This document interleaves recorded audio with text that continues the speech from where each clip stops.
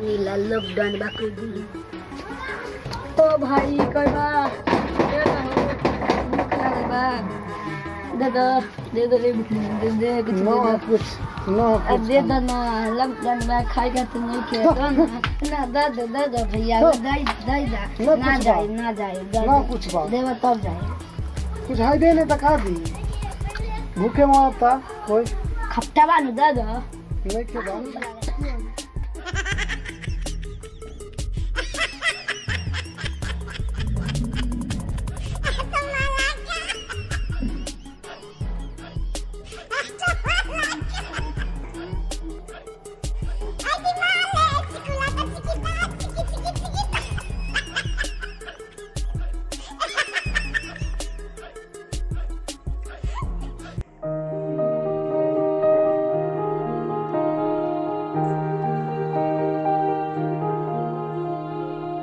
हाँ मिथिलावासी सबके धन्यवाद करब।